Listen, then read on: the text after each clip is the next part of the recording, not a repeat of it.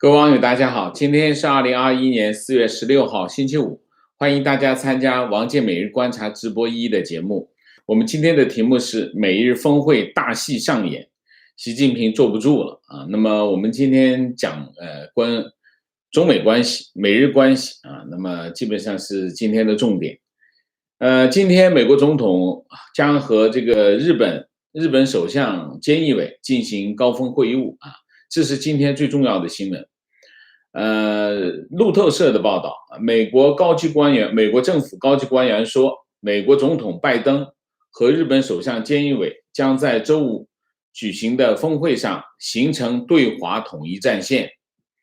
这位官员还表示，美日双方达成的联合声明将会就台湾问题达成共识，并加入新疆人权和香港问题的共识。双方还将宣布日本在 5G 电信领域投资20亿美元，以对抗中国的华为技术。这件事情非常重要啊！如果美日发表联合声明啊，这件事情已经很重要。第二，美日联合声明包括了在台湾问题上达成的共识啊，这是美日峰会上最重要的政治成果啊！这也是拜登总统邀请菅义伟首相作为第一个外国领导人访问美国的第一个外国领导人，那么作为一个这个安排的一个核心的目的啊。那么这位路透社的报道说这位官员指出，你们已经看到就台湾情势。美日双方已经发表了一系列的声明，我们希望维持台海和平稳定，维持台海和平现状的立场。我希望你们也能看到美日峰会就这些问题进行磋商，并发表声明啊。美日领导人上一次发表联合声明是在什么时候？就台湾问题发表的联合声明是1969年啊，那个时候中日还没有建交。当时的日本首相表示，维护台湾地区的和平与安全对日本自身安全很重要。那么这一次，如果美日之间就台湾问题达成共识，将会给中国带来巨大的政治压力啊。然而，这样的表态，这个路透社说，这样的表态似乎还没有达到美国一直希望看到的日本方面的表态。外界认为，菅义伟首相去年9月份上任的时候，继承了这种平衡的立场，就是平衡安全关切和深度关系。他的对华政策基本上是一个平衡的立场。就是一方面是对安全的关切，另外一方面又是经济深度的绑定啊，经贸关系的深度绑定。那么在今年3月份2+2的会谈，就是日美2+2会谈的联合声明中，日本也参与了和美国一起跟美国一起谴责中国的这个立场啊，那么并且强调了台海和平稳定的重要性。对香港和新疆的人权问题表示严重关切。那么这位美国高官说，峰会的联合声明将会在这个基础上很好的继续下去啊。两国虽然不希望加剧紧张局势或者是挑衅中国，但是要发出明确的信号，也就是说，中国派战机进入台湾的防空识别区，影响台海稳定是不允许的啊。那当然，中国外交部发言人赵立坚星期五对这个美日之间的勾结表示严重关切啊。然后路透社的报道说，日本外务省的一名官员表示，尚未决定是否会和美国发表联合声明啊，这是外务省的一个官员说。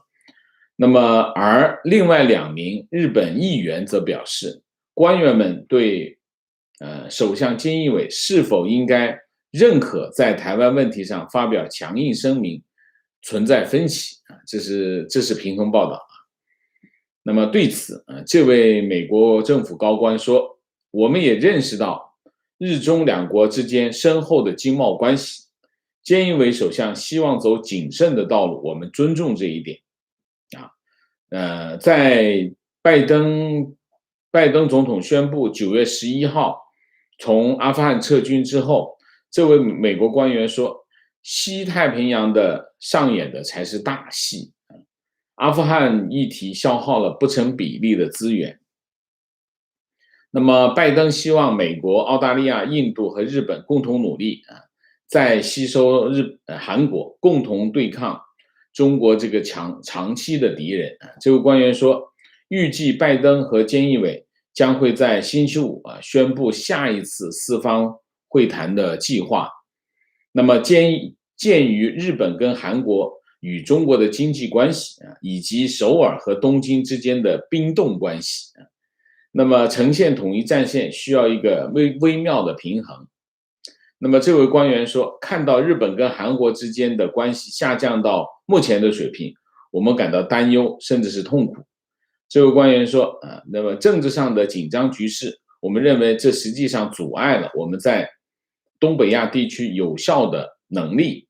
我们希望总统与菅义伟首相详细讨论这个问题要做工作。法国回声报有篇文章说，讨论这个问题还是讨论的很到位他是这么说，我引用给大家听白宫希望东京站在他的身边直接谴责对新疆维吾尔人的压迫、香港的政治压迫和甚至台湾的骚扰。拜登之所以上任后首个在白宫举行领导峰会的荣誉留给了日本首相，就是希望表明，在全球与中共政权较量之际，他和日本的同盟才是这场较量的核心要素，而日本则位于这场较量的核心位置。这个看到的很准确报道认为，上台不久的菅义伟首相缺乏国际经验他面对来自华盛顿的压力还在犹豫不决，也尚未公开针对中国政权进行过直接批评。那么他采访了这个早稻田大学当代中国问题研究的所长青山流妙这个教授青山教授认为，日本之所以小心谨慎，是不希望因为安全问题的破坏了和中国的经济关系尽管如此，还是应该承认我们正在进入一个新的时代，日本正在寻求加强跟美国的关系，以对抗日本影响力的上升如果说日本当局传统上避免避免在威权政权的国内政策问题上采取立场，那么他现在已经感受到来自中国领土的野心，而且受到了威胁，也可以理解美国的关切。那么中国让人感到他在这个尖阁诸岛周边越来越稳固的存在现在直接威胁着日本的安全与主权这就是为什么菅义伟首相开始慢慢转变立场的原因，就是其实钓鱼岛这件事情中国在钓鱼岛海域的非常激进的动作，特别是这个海巡舰只可以动武这件事情，对日本的态度对日本的影响非常的大。那么另外就是日本之后就是韩国那么美国已经正式和韩国正在讨论这个韩国总统文在寅5月访问美国的日期的问题那么他是第二位这是第二位访问美国的这个外国首脑第一是日本首相菅义伟，第二位就是谁？文在寅那么白宫新闻秘书萨奇星期四说，拜登总统期待5月下半个月在白宫与文在寅总统会面。那么双方还在敲定日期。萨奇说，拜登总统希望通过这次访问凸显美韩同盟坚不可破。我们评价一下。第一，路透社的报道可信吗？就是说，第一有联合声明，第二，美日峰会会就台湾问题达成共识，当然这两个是最重要的，其他的我们会先放下，先讨论这两个。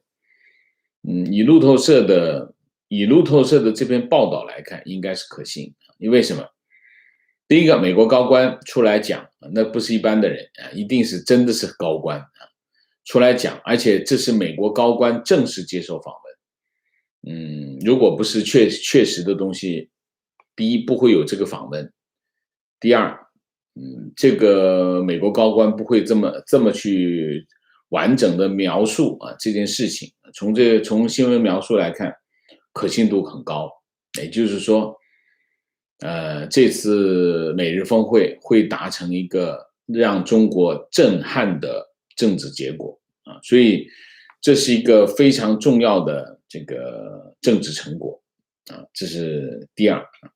第三，你想，如果这次美日峰会美国搞定了日本，然后5月份韩国再搞定韩国，那么美国在东亚的布局就基本上到位了就你可以看到这个拜登总统的战略，所谓的联合盟友，这就叫联合盟友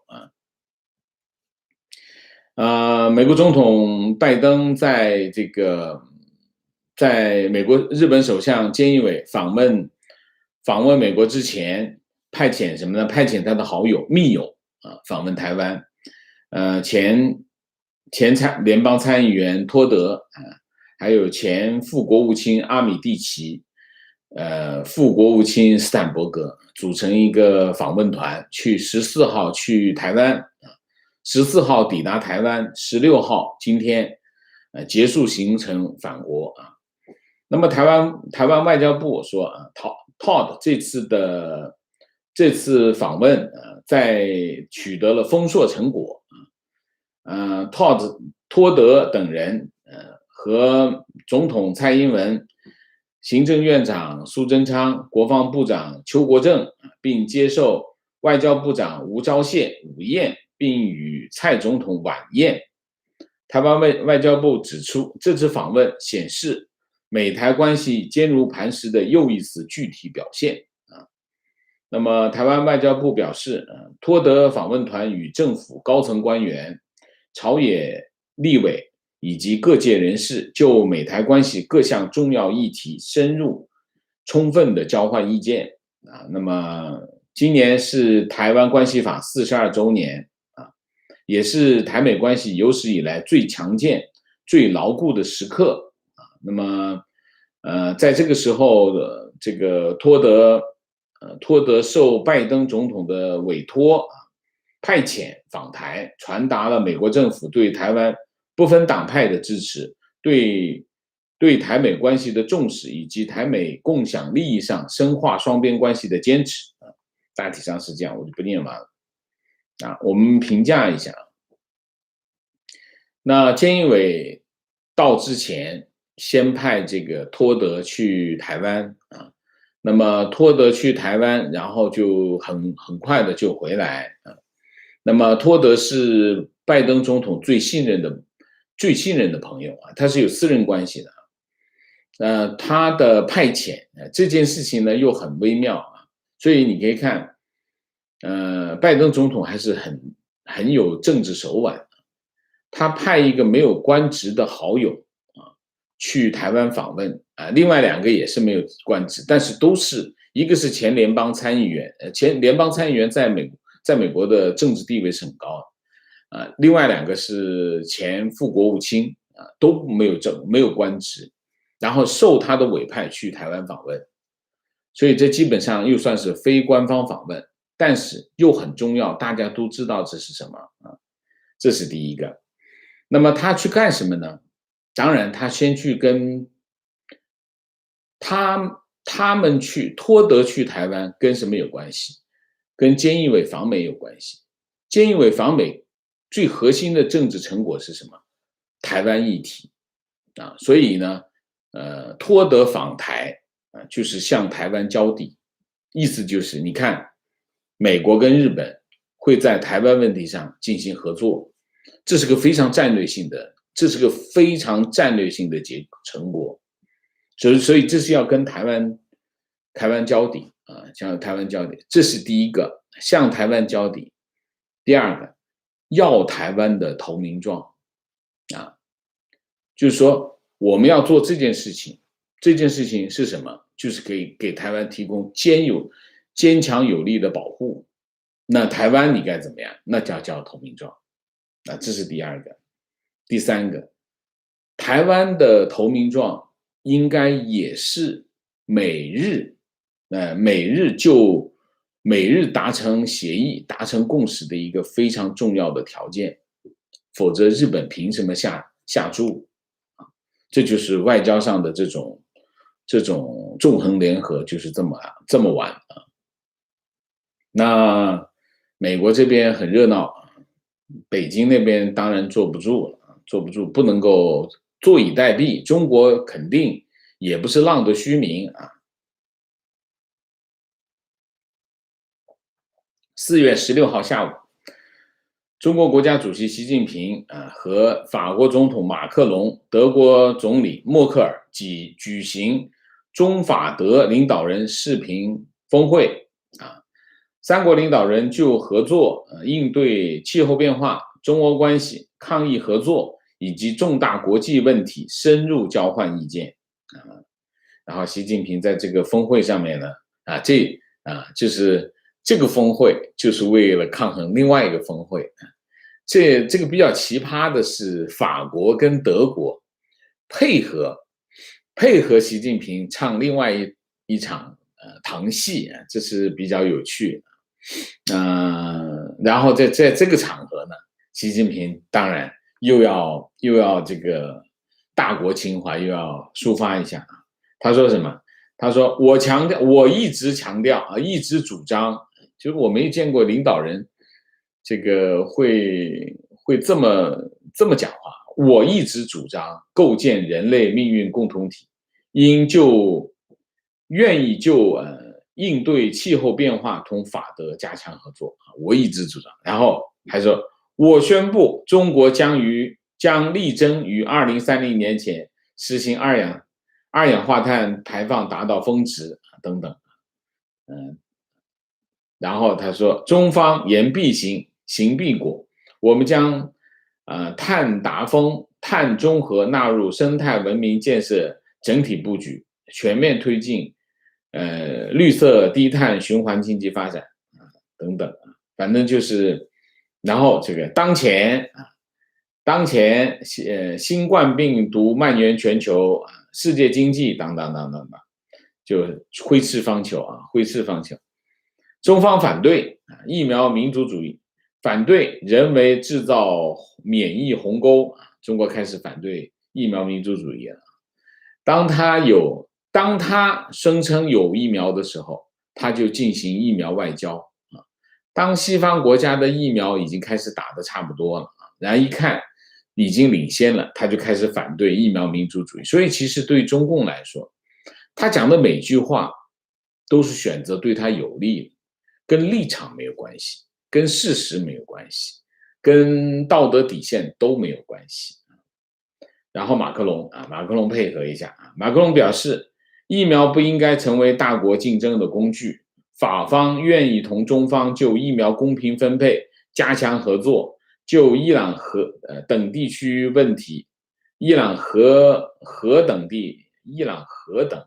地区问题加强协调。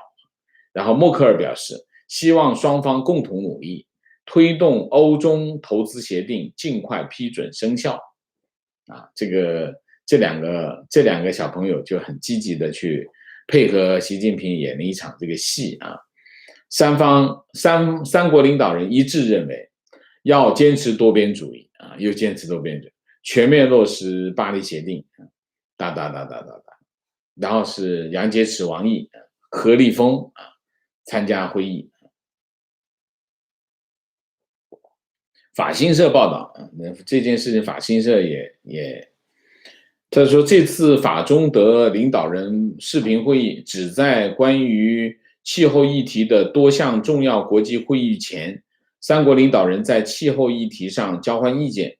这些国际会议包括4月22号到23号，美国总统邀请40位国家和国际组织领导人参加的气候峰会，这是第一个。第二个，10月份在中国昆明举行的联合国生物多样性公约第15次缔约国大会，这第10月份。11月份在英国举行的气候峰会，那么后面这两项峰会都延迟1年召开。那么现到目前为止，习近平都没有确认是不是参加4月22号到23号拜登的这个气候峰会，这是第一个。当然这个最重要，这个时候当然习近平没有确认的原因是因为克里现在正在上海跟中国官员进行会谈，他会见谁呢？他会见杨洁篪、王毅，那么主要是谢振华，对口是跟谢振华谈，那么然后是王毅跟这个杨洁篪也会视频对话，应该是克里谈完之后再确认习近平参不参加。习近平参不参加这个4月22号的气候峰会，首先是上一次中美阿拉斯加会谈的一个主要议题。那么这次克里再去上海把这件事情敲定落实，应该是一件这样的安排。那么你可以看到目前的情况就是一个这样的情况，就是美日之间在美国进行峰会，应该会达成一个非常核心非常重要的这个联合声明。那这个联合声明呢，会是包含了我昨天讲的那5个议题。那这5个议题出来之后，美日之间强化了美日之间是个安全同盟，他们是盟国关系。美日安保条约是建立他们之间安全关系的一个核心的基础。但是美日同盟的原来的核心是什么？原来的核心是针对日本的安全，日本的安全其实核心是针对朝鲜，所以大概是一个这样的关系。那么现在美日安保同盟或者美日盟友的关系的方向指向了什么？指向了中国，这是一个非常重要的改变。那么5月份再邀请，美国的计划是5月份再邀请韩国首相文在寅。那当然现在美韩之间应该是正在进行激烈的谈判，谈什么？韩国你到底要怎么样？这是下一步。所以拜登政府先搞定日本，就请菅义伟访美搞定日本，然后再请文在寅去美国去搞定韩国，然后他在东亚的布局就完成。这是我们今天的主题。我们今天主题就到这里我们下面进入互动。进入互动之前，温馨提示，请大家点赞，请新来的网友订阅，请大家加入我们的会员，支持我们做更好的节目。那么进入互动之后呢，请大家不要聊天4个情况、问题、观点、情绪。我这里特别提醒一下我们今天发了个公告，这个公告呢，就是我们招募字幕组字幕组因为工作量很大，那么如果现在有人手不足的情况那么我们希望增加字幕组的人数，来让我们的字幕尽快的能上。另外字幕组的也会有一些网友参加字幕组的网友因为其他的事情离开，所以我们字幕组长期招聘那么长期招募，有意的呢去看一下我们的公告就看看有兴趣有兴趣参加我们字幕组大家庭，好吧？好，明谢 J 王谢谢，魏唐谢谢，哎呀，这个日文我不懂读哎啊，日本网友谢谢，王先生的节目很精彩，看完之后回味无穷，谢谢，姥姥王谢谢，我每天听讲，有很多进步，思维更正面，感谢王先生，谢谢网友的宝贵意见。我这里特别讲啊，就是感谢两个，一个是感谢网友贡献的观点和问题。其实网友贡献的观点贡献了很多非常有价值、非常精彩的观点啊，也贡献了很多的问题啊。这个问题也要感谢，为什么？这些问题反映了网友关注的方向。那么当然还有很多网友提供了很多信息啊，这些我都要感谢。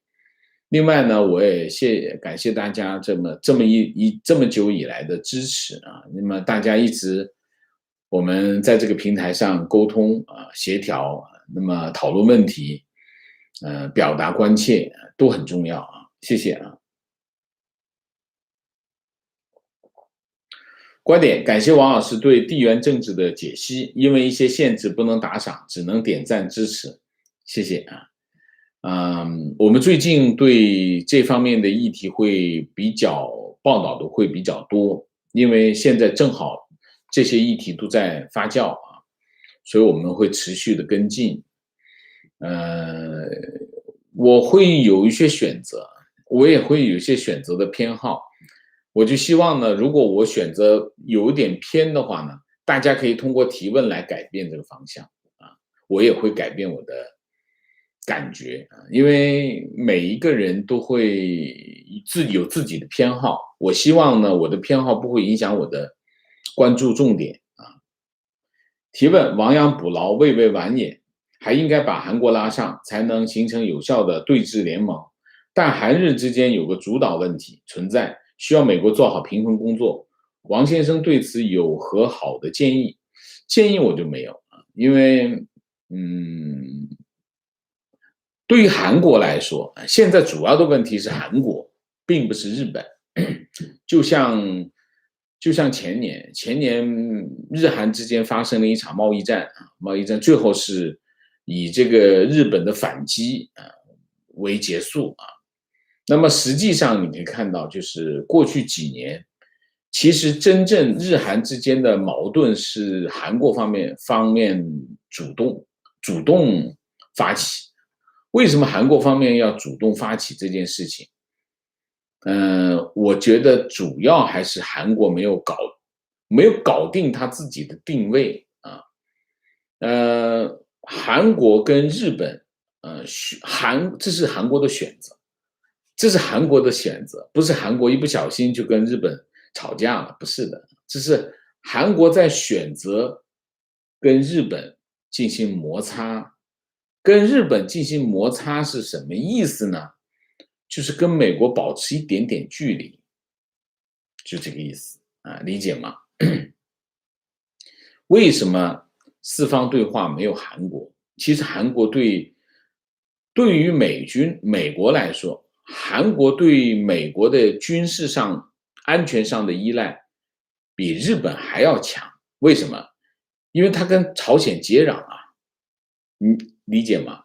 所以在这个问题上，他基本上是硬扛着朝鲜的军事上的压力，所以他对这个问题上，其实韩国跟日本是有点像的，就是说，一方面在安全上非常依赖美国，但是在经济上又非常依赖中国，所以他就变成一个非常尴尬。就我之前讲过，那他怎么办呢？他又不能得罪中国啊，得罪中国呢，朝鲜的压力会更大。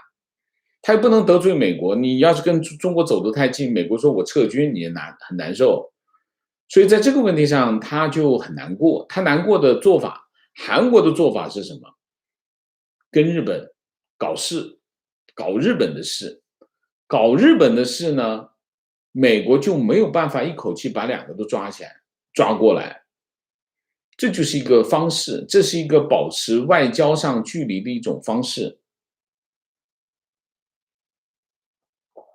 所以你可以看，美国要把韩国拉到他的阵营里面来，这个阵营是什么？就是四方对话、四方安全对话机制，Quad 这个机制要把它加进来，这个机制才非常的完整有力。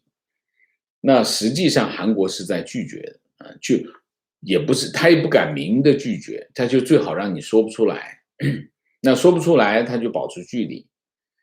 那么现在明显呢，对于日本也好，对于韩国也好，在现在之前，他选择的是骑墙，我两头都不得罪啊。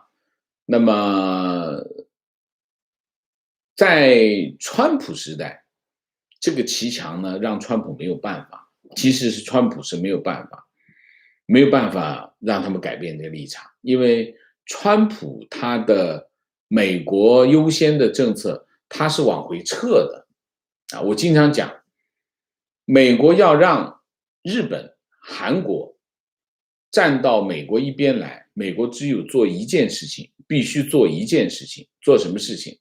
你必须明确在东亚地区，特别是在朝鲜半岛和日本这么小的东亚地区，保持你的存在无论是政治上的存在，还是军事上的存在，甚至经济上的存在，你必须保持这个存在。你保持这个存在，美国才能让日本跟韩国站到你一边来。你跑了，你在美国万里之遥，我这旁边就跟中国站在一起，我就靠在他边上，你说让我怎么选边？我没得选边，我只能站在中间，谁都不靠。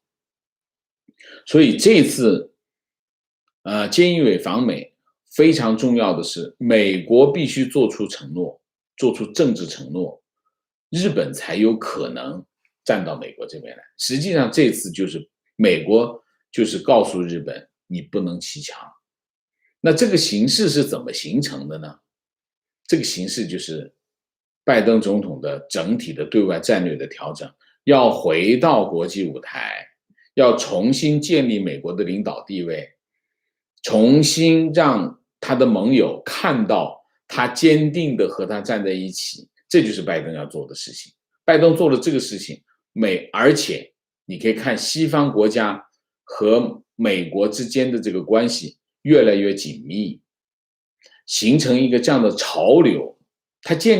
美国要建立一个这样的潮流，这个潮流起来之后，日本没办法拒绝，韩国就更没办法拒绝，日本没办法拒绝，韩国就更没办法拒绝。韩国比日本还要小很多，所以美国选择先从日本入手的原因就是日本对美国的这种潮流影响，受这个潮流影响更大，所以先搞定日本，这个潮流笃定了，再去搞韩国这个工作就容易做一点，但是这绝对不是一个容易做的工作他要去和韩国内部的政治势力，各种政治势力要打交道要做说服工作能不能协调得好？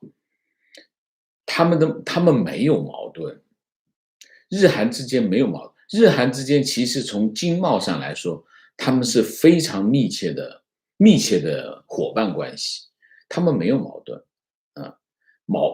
那不是矛盾，是韩国的政治立场。只要韩国把政治立场摆过来，决定跟美国站在一起，日韩之间根本没有矛盾，一句话就讲过去了。所以这是所谓的日韩之间的矛盾，其实是一种说辞，或者是一种外交姿态提问老师刚刚提到美日要台湾递投名状，内容是指产业上，例如晶片的供应吗？这个投名状应该是层次更高吧。我觉得最重要的是什么？最重要的是美国是需要台湾那边配合美国的战略，而不是仅仅是某一个具体的事情上你比如说我举个例子，美国说我要解决我的这个产业链，你刚才讲的这产业链，比如说晶片，芯片的这个产业链安全问题，那台湾怎么配合啊？怎么去解决我的这方面的忧虑啊等等啊？就很多地方需要，因为现在的问题是什么？台湾如果还在保持他自己的算盘的话，对美国来说，我来保护你，要我保护你，对我来保护你，我就来保护你，我要付出我的政治成本，付出我的军事成本来保护你，但是你还在打你的算盘，我凭什么保护你？对吗？你得告诉我，我来保护你，你得呼应我的战略，我们得双方有一个默契，在这个前提下，我们来行事，啊，我们怎么进行配合？这就是我说的投名状。如果没有这个的话，我凭什么保护你？你说，如果你是美国，你会不会这么要求？我也会这么要求，就是一个这个概念啊。提问：四个自信，两个维护，都是习对所有人的政治苛求，但他自己总是有岌岌可危的意识。王先生要是有机会给他奏上一本的话，你怎么会告诫他？我给他奏上一本，我才不奏他一本啊！皇帝才叫奏他一本。如果给习近平一句话，我告诫他什么？我告诫他什么？哎呀，这是个好问题，让我想想吧。啊，不能轻易说这么重要的话，好吗？提问：欧洲的暧昧是在利用中国来平衡美国的霸权吗？中国现在能给欧洲什么实际利益？如美中高价值产业链脱钩了，那么欧洲还哪有从中国那边赚顺差的空间？其实法国也好，德国也好，很清楚啊，他们跟习近平搞这个峰会，呃，其实这个行为很符合欧洲的取向啊，做一些无伤大雅的动作，然后呢，取得一个有利的政治位置，然后其中是为了争取更多的政治筹码，这个政治筹码是针对美国的啊，所以在这个问题上，我觉得，我不意外啊，我不意外，特别是默克尔讲希望这个中欧投资协定尽快通过啊。欧洲，欧洲其实就算是他站在美国一边，他也会不断的寻求一些自己的筹码，这就是欧盟成立的原因呐、否则他为什么要成立一个统一的国家？欧洲成立一个欧盟的原因，就是为了让自己更有政治地位。否则的话，我们一个个小国怎么面对美国啊？怎么面对其他国家？我们成立一个欧盟这么大的国家，你不能忽略我，你得给我政治地位。那我们大家都有了，这就是欧盟的价值啊。观点：韩国对日本是抓着旧账，算个没完没了，对北韩不太在意，应该是没有亡国之余。台湾则是恶霸要消灭我的国家，不抵抗就亡国了。所以日韩的矛盾，台湾人真的看不懂。抓住旧账没完没了的算，其实那是政治表态，就是政治表态啊。这个政治表态就是我不想跟你在一起，我要在政治上跟你进行对抗，保持对抗的态势。保持对抗的态势就是让美国没办法让我们捏在一起。美国把我们捏在一起的目的当然是对抗中国。其实这件事情就是一件这样的事情啊，没有别的啊，它就是一个外交姿态啊，这是一个政治举动啊，并没有实际上的这个行为上的价值啊。提问，请问王老师，日本的外资情况，看到体制内的人发微信说香港国安法成立后没有外资，没有资金外逃，香港的银行存款总结余反而是上升的。大概一个月，现在大概是一个月一两千亿吧，现在每个月一两千亿港币的流出，大概是一个这个情况。那么银行存款结余是上升的，应该还有资金进来。那么这个资金进来，我估计就是从中国大陆过来的啊，大概是这样。有没有钱走？肯定不会有钱进去嘛，对吧？谁那么傻瓜说这个时候还把投资投到香港去？那是不可能啊。所以你看，这个结余总存款总结余上升的这件事情，肯定是中国在调钱进去啊，这是第一个。第二个，肯定是有资金外逃。这个资金外逃、资金外流吧，我们说资金外流。这个资金外流到底是其中有一部分是香港人移民海外。现在香港人移民是几个主要的地点，一个是英国啊，英国是主流，然后其次是加拿大。其实香港人移民的主要的目的是加拿大、澳大利亚啊，大概是这两个啊，其他的就少一点，主要这两个目的地。那么加拿大以加拿大为主，其实也不一定是都是回流，很多是已经在加拿大落地生根，然后又回流香港，现在再从香港又回流到加拿大啊，大概是这样。这是一部分。那么至于企业呢，金融机构是肯定在走啊。金融机构，我之前看过一篇彭博社的报道啊，金融机构肯定是在撤到哪里呢？通常是撤到了新加坡啊，撤到新加坡。所以，资金肯定是在外流啊，这个没有疑问。提问：美国的两线访问是否可以获得美国希望的战略性需求？毕竟在访问台湾的同时，有人又派人到大陆，不怕自己打造的大国实力变成空洞吗？什么意思？你的问题是什么？科尔去上海是实现拜登总统的气候战略的一个步骤啊。我是不大理解拜登总统的气候战略啊，要投入这么多的资源去做一个这样的事情。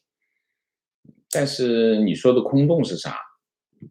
这一头是日本来，这边安排人去这个台湾，科尔就去上海跟这个谢振华讨论气候，实际上还是安排什么？安排22号的气候峰会，习近平参不参加的问题，就是一件这样的事。观点：欧洲是老狐狸，但是只要抓住人权问题深挖，欧盟没有办法，只能远离中共。OK。观点：地缘政治就像团队游戏一样，一盘散沙总是会被集中力量打击。韩国、日本、台湾想得到美国的保护，自己也得配合，非常正确啊。提问：请问王老师如何看待国内的 WH 行动、护网行动？我们不上班都在搞这个运动，护网行动是什么鬼？我没看到你再说一下好吗？具体的讲一下好吗？我不知道，没看到啊。情况：反骨的人多了，一时删不完，还有竞评的字多了。很多用错别字，要么用反讽各种可能的嘲笑 ，AI 也报废了啊，必须人删，人员又不够，竞评的字太多，会出现很多笑话。上次因为竞评都出警了 ，OK， 我有一个笑话，这个笑话跟大家念一下，很搞笑。昨天我看了，但是我又没办法放到节目里面讲，我看一下哪里啊。不对，不是这个，我看一下。这个很搞笑这个人民日报有一个那个微博账号啊，他说这个外交部发言人赵立坚15号表示那么英国语说这个中国坚定不移走和平发展的道路批评这个美国政客最近宣扬中国威胁论。他就这么说，英语有句俗话，说拿着锤子的人看什么都像钉子。美国企图永远称霸世界主导世界规则，因此看谁都像挑战威胁。就像钉子，这是典型的小人之心度君子之腹。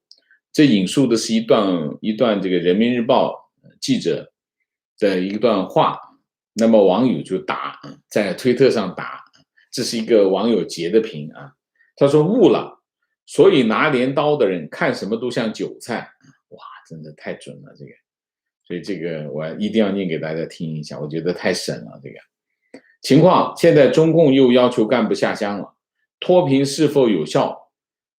看一下这个现象就知道。OK， 情况，老家广西玉林，城镇的四合院房子，2001年政府强行限期拆除，并以1000块钱一平方作为补偿，收走一半面积作为道路拓宽使用，跟着又忽悠家人在原地建房子，说现在不建以后就不批准不给建了。结果家人砸锅卖铁，四处借钱建房子，但政府对外宣传美其名曰城市改造规划统一，不知道还以为是政府出钱建的。建好之后，直到现在10几年不给办房产证，要交罚款，结果整条街的居民都不能办房产证，投诉无门。提问，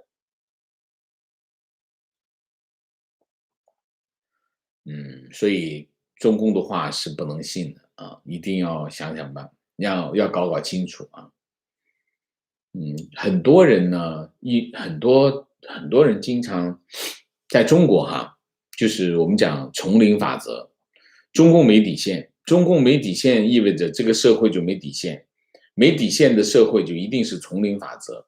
丛林法则有2点，一点是什么？一点就是所有的便宜都要抢，一看到有什么好处，不管3七2十一，扑上去就抢，这第二个。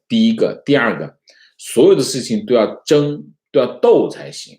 就算你的合法权益，本来你在全世界任何一个国家，你的合法权益，你坐那儿闭着眼睛就没有人来敢侵犯，只要侵犯，告就是理论上政府要保护你的合法权益，但是在中国不是，在中国你只要你是合法权益，你天天得扎着马，随时有人来侵犯你的权益所以就是你可以看，就是你在中国大陆经常会焦虑，焦虑是什么？焦虑跟这2件事情有关系。好处一定要去争去抢，为什么？你不争你不抢呢？别人就上去了，你没上去，这是一个。还有一个焦虑就是生怕我自己已有的东西被别人抢走，所以这就是丛林法则。跟这个网友说的这个情况就是这样，就是政府一句话，你不要干不干你以后就没得干了，赶紧干。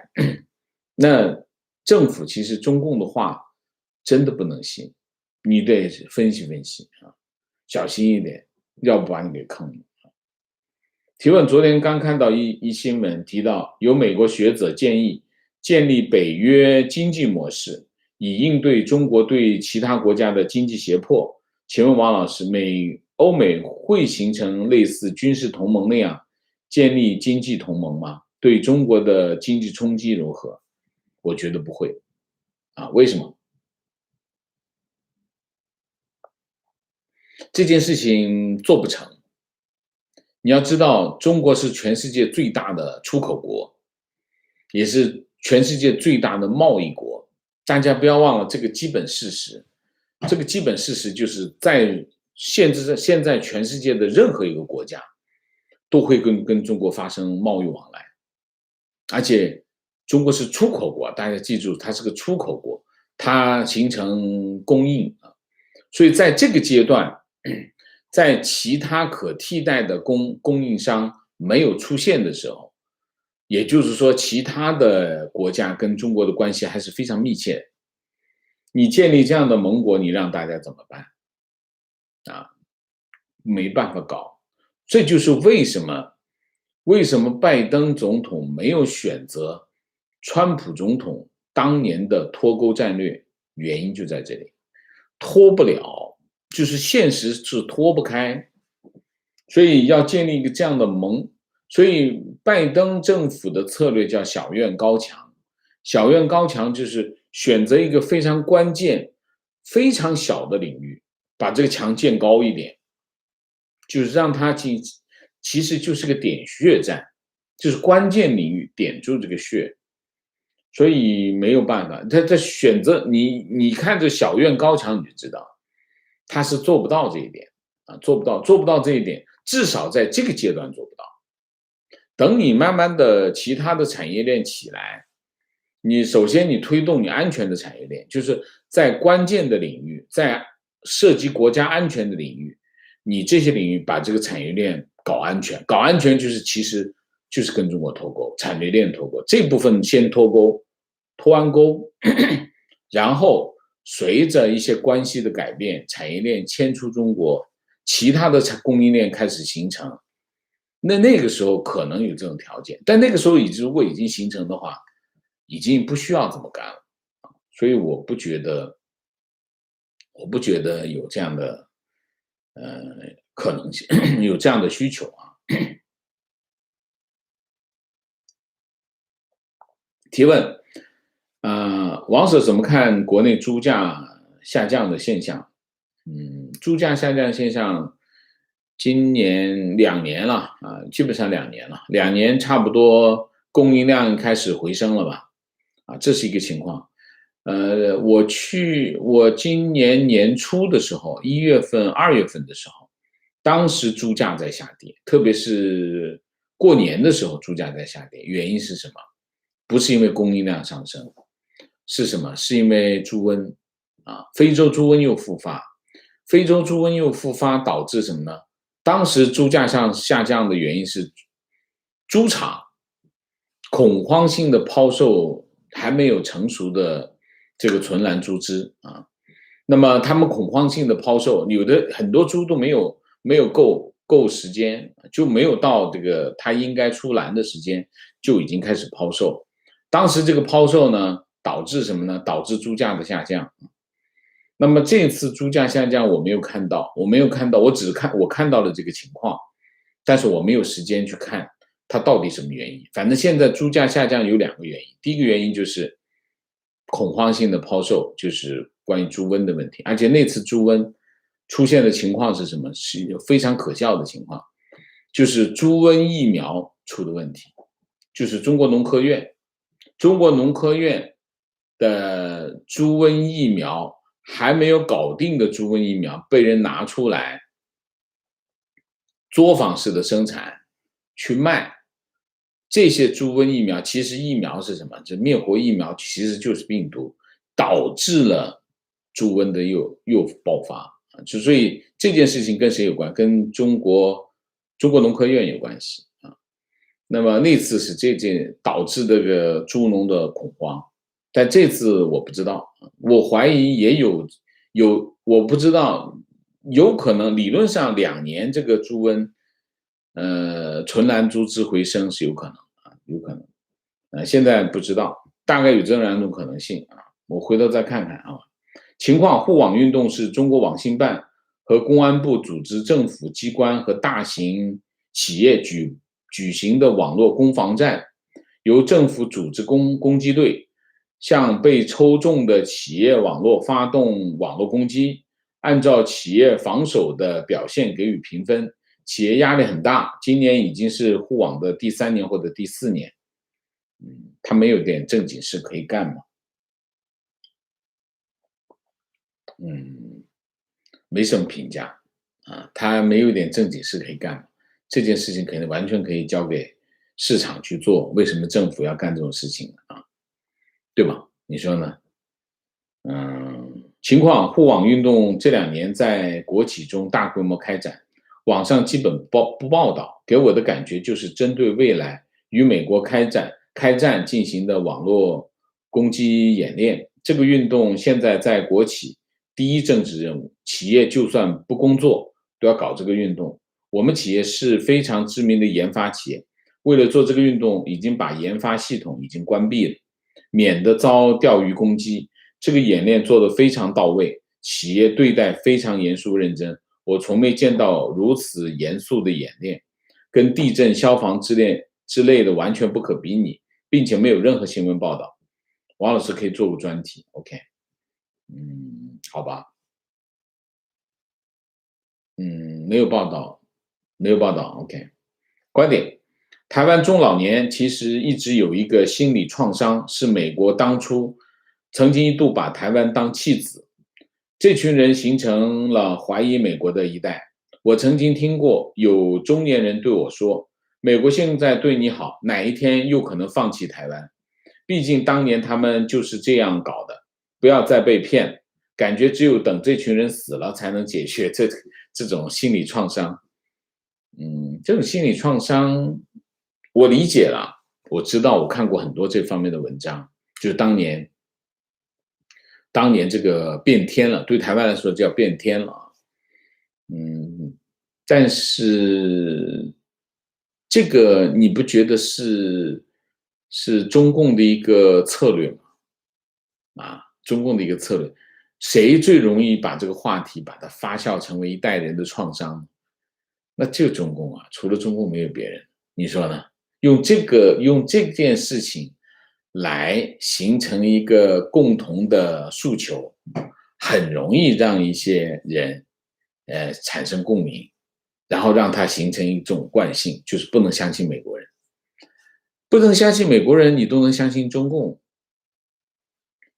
中共比美国人更不可信吧？这点没有疑问吧？你都可以选择，你觉得你这心理创伤，当年中共把你打到台湾去，杀你们，杀国民党，打这个国民党打成那个样子，你都没有心理创伤，美国只是跟你断交，你就心理创伤，你不觉得这不 make sense 吗？你觉得呢？我觉得这更像什么？这更像中共的宣传战的其中一个策略啊。情况从香港银行流入加拿大的资金，去年达到最高水平。加拿大反洗钱机构记录了约436亿加元的电子资金转账 （EFT） 啊。OK， 提问，请问王老师，为什么冷战时候联合国的五常成员没有变化？现在联合国有可能加入新的常任理事国吗？比如德国或者日本？我觉得加不进去吧。冷战也加不进去啊！冷战一边苏联一边美国，你要加谁我都不同意，你要加谁我也不同意，就完了，这就肯定变不了。现在这个情况也更变不了了啊！提问，请问王老师怎么看中共刚刚宣布的18.3 GDP？本来我是今天想说这个题目的，但是今天我还是觉得美日峰会更重要，所以我没有讲啊。这个要用一个题目来讲啊，很长啊，好吧，我先不打你。情况，我有一位男性90后朋友，正谈婚论嫁的年龄，刚和前女友分手，理由是前女友的父亲是上海某派出所的副所长，女友通过他父亲拉出了男性朋友过去5年的微信聊天记录和所有财产情况，旁敲侧击的质问为什么还和其他女性聊天甚密，以及没有把家庭经济情况全盘告诉他。我朋友瞬间倒吸一口凉气，立刻与女友分手，后又打算投诉至公安部门相关监督渠道，但始终投诉无门，无人理睬。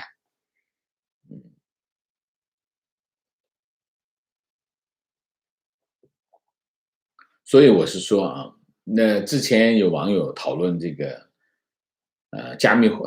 讨论这个数字人民币的问题，说数字人民币可以让当局这个控制你账上的钱。我当时我就讲，当局根本不需要数字货币，现早就能够做到这一点。你看就是这样啊。提问王老师，大陆的官员怎么上任和任命？谁任命的？领导吗？某个岗位谁来？是怎么产生的？这个我今天就不说了吧，我找个时间在会员直播里面讲，好不好？因为这是我们讲的是一个系统啊，整个的系统是怎么运作的啊？任命是一个，就是选择官员啊，或者是选择，这是一个整个的执政系统的叫选择系统啊，选择官员的一个过程啊，这个过程是个很庞大的体系啊。我们找时间想好吗？情况坐标西藏拉萨，寺庙已经开始不让藏人磕长头朝拜，摄像头、警察监控，监控的手握佛珠的善良藏族人，不让磕长头，神经啊！提问王老师可否谈一下张乃丹，不要让勇敢的人孤军奋战？谢谢王老师。我们今天来不及了，我找时间专门谈，好吧？情绪，王先生的课讲得真好，让我在世界重大事件上的认知得到大幅提高。经常想把你的课转给我的同学，但因为某种原因转不出去，我就用2部手机对着，把你讲的即时传给我的朋友，真为墙内的朋友遗憾。感谢王先生辛勤的付出啊，谢谢你的付出，谢谢啊。情况，护网运动的护网2个字在中国是敏感字，所以都得用 HM 纸袋。前面网友说的没错，从来不报道。另一个类似的情况是新创用 XC 纸袋是在芯片数据库操作系统上做纯国产化的平台，意图就是搞中国自己的一套，摆脱对美国的依赖。这2件事情我认为都是为和美国对抗做准备的备战行为，这在中美贸易战之前就开始了，也是对美国打压中国这种言论的打脸。如果中国真要做这件事情，真的把这件事情认真来做，可不可行呢？基本上不可行啊。为什么？你想一下，当中国的系统真的形成了一套自己的系统的时候，那中国就跟整个西方世界其实跟整个外国就已经断开了。中国要是断开了的话，那后果非常严重啊，比扔原子弹更厉害，对中国的影响对中国的打击，比别人对他的打击要大啊，这是非常重要的一个。如果中国真在做这件事情，而且真的在落实这件事情，那对中国的打击，中国自己对自己的打击，比其他国家对他的打击还要大，比什么小院高墙影响更大啊！真的啊！明谢啊，黄增培谢谢，周明谢谢 ，Stephen Lee 谢谢 ，Henry 沈谢谢 ，KDK 谢谢 ，Helen 谢谢。好，我们今天的节目就到这里，感谢大家的参与，我们下一个节目再见。再见之前，请大家点赞，请新来的网友订阅，请大家加入我们的会员，支持我们做更好的节目，做更好的自己。谢谢大家，谢谢。